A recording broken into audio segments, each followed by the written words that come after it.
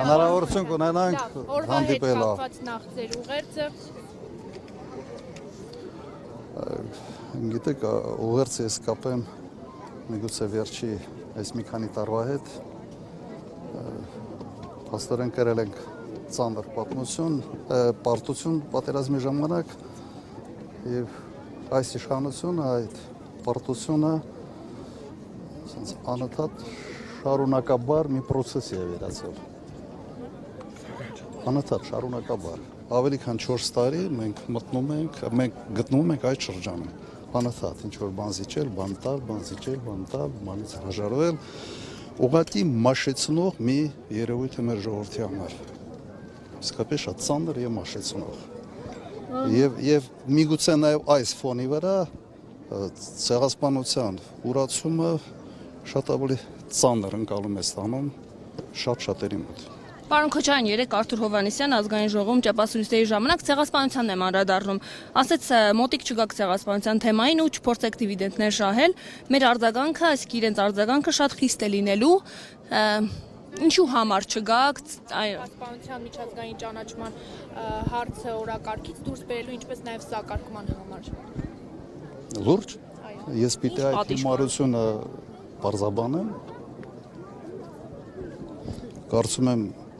Հայաստանի արտաքին քաղաքականության օրակարգի մեջ մտցնող հենց ես եմ եղել եւ իմ ժամանակաշրջանում ամենից մեծ քանակով երկրներ են ճանաչել հայոց ցեղասպանությունը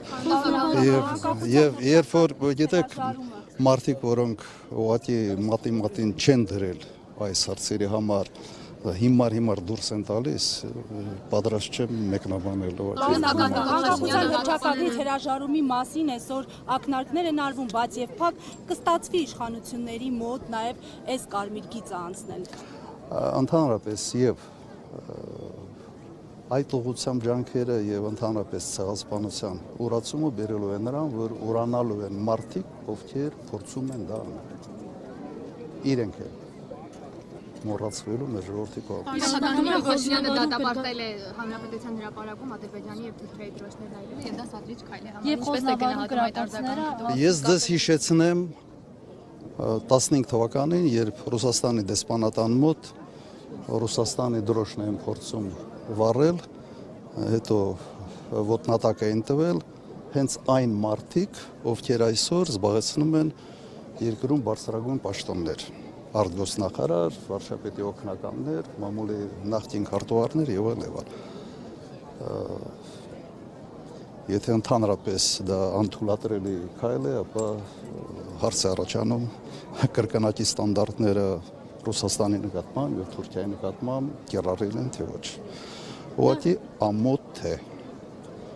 այդ թեմայի շուրջ ընդհանրապես իրենք գոնե իրավունք չունեն խոսալու։ Խոսնավարում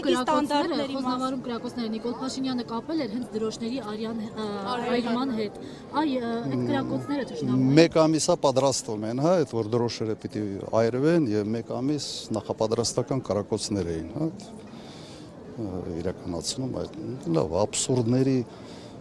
դաշ չմտնենք էլի։ Պարոն նախագահ, երկակի ստանդարտների մասին խոսեցիք, երկակի ընկալումներ կա նոյեմբերի 9-ի փաստաթղթի շուրջ։ Ինչ տեսակետ ունեք այս փաստաթղթի առնչությամբ, ինչ պիտի արվի դրա հետ։ Մի քիչ շատ խորացանք, ես ձեզ խոստանում եմ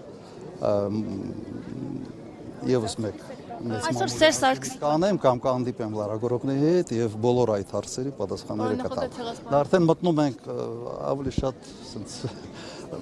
ներքաղաքականի մեջ, այո, ճիշտ է, ասեմ փող կապացված են, բայց չեմ կարծում, որ սա այնտեղն է, որտեղ ուղղակի ոտի վրա պետք է փորձել բոլոր հարցերը շոշափել։ Պարոն Քոչարյան, այսօր Սերժ Սարգսյանը մեկ հարցել այստեղ ասեց, որ ՀԿ-ն ունի ծրագիր Փաշինյանին փողոցի միջոցով հեռացնելու։ Շնորհակալություն։ Ունեք ծրագիր։ Շնորհակալություն։